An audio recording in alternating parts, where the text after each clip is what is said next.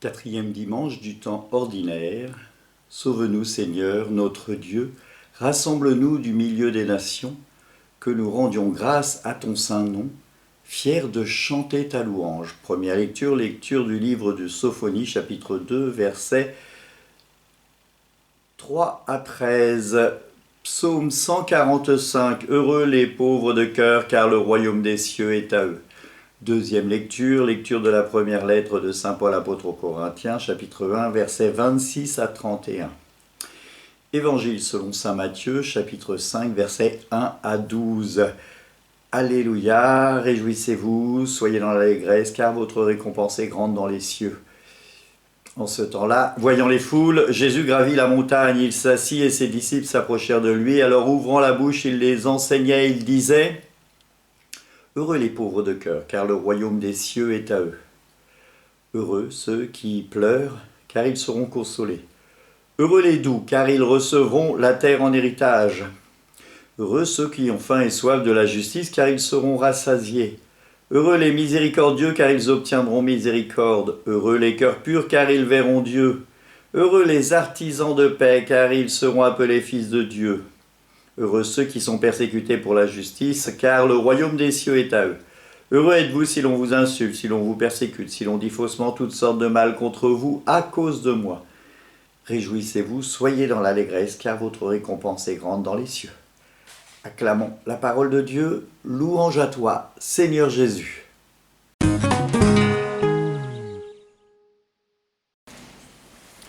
La première lecture nous invite à nous mettre sous l'abri du Seigneur.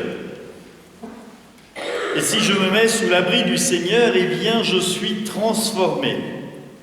C'est bien là ce qui nous est invité de faire, afin de pouvoir, eh bien, être avec le Seigneur dans cette gloire. La deuxième lecture, alors ça tombe bien, vous voyez, on a les enfants qui chantent à la chorale, là c'est la chorale d'enfants qui anime. Et le Christ dit, eh bien, ce ne sont pas les grands qui vont tout faire, ce sont aussi les petits, les humbles. Alors, tout à l'heure, il y a une enfant qui est venue pour chanter le psaume. Elle n'est pas venue chanter le psaume pour s'enorgueillir. Elle est venue chanter le psaume pour la gloire de Dieu. Enfin, j'espère qu'elle n'est pas venue pour s'enorgueillir, mais pour chanter la gloire de Dieu. Et ça change tout. Si je me mets en avant pour m'enorgueillir, eh bien, je ne suis pas là pour annoncer le Christ. Si je me mets en avant pour chanter la gloire de Dieu et pour mettre Dieu à la première place, eh bien, ça change tout. Vous comprenez bien la différence. C'est ce qu'on essaye de nous dire et c'est ce que saint Paul essaye de nous dire. Bien sûr, il y a des riches. Bien sûr, il y a des grands. Mais bien sûr, les petits, bien sûr, les pauvres, ils ont aussi leur place dans le monde pour annoncer la bonne nouvelle, pour être témoins du Christ. Et c'est important de voir comment, quand on regarde tout cela, on voit que saint Paul nous invite à être disciples du Christ, comme eh bien, la prophétie nous l'invite, c'était la première lecture. Être disciple du Christ, c'est vivre ce que le Christ vit. Et le Christ a vécu toutes ces béatitudes. Il a été pauvre, il a pleuré devant Lazare, il est doux, il a eu faim et soif, c'est le temps de carême, il est miséricordieux, il aime les corps purs, et il est artisan de paix.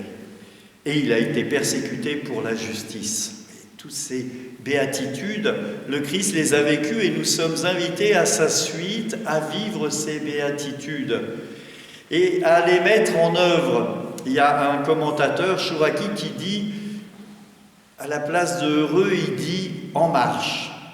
En marche ceux qui veulent la paix, en marche ceux qui veulent la justice, en marche ceux qui ont faim pour qu'ils aient à manger, en marche ceux qui sont persécutés. Soyons quand même en marche, même si l'on est persécuté. C'est grâce aux martyrs que nous nous sommes toujours là. Il y a une lecture pour les martyrs qui dit « par le sang des martyrs », qui est une semence efficace pour le peuple. Alors on ne souhaite pas, on ne va pas être martyr pour être martyr, mais si on subit le martyr, eh bien cela porte du fruit. Comment est-ce que moi aussi, je peux être comme le Christ, eh bien attentif aux pauvres, attentif à ceux qui sont dans qui pleurent, attentif aux miséricordieux, à ceux qui ont besoin de miséricorde. Eh bien, c'est notre rôle, à nous, chrétiens, dans le monde, à être comme tout le monde. On est habillé comme tout le monde, on vit dans le monde, on travaille comme tout le monde. Voilà. Alors des fois on me dit, mais vous êtes prêtre mon père, mais avant d'être prêtre, j'ai quand même travaillé 40 ans et dont 21 ans en usine. Donc je sais ce que c'est que travailler et je sais ce que c'est que d'être avec le monde, dans le monde.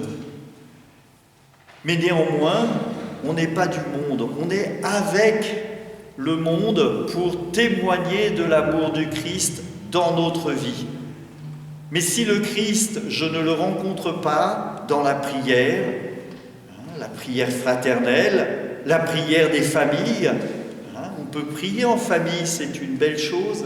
Eh bien, si je ne prends pas l'habitude de rencontrer le Christ, comment est-ce que je peux témoigner du Christ et de ce qu'il agit dans mon cœur ?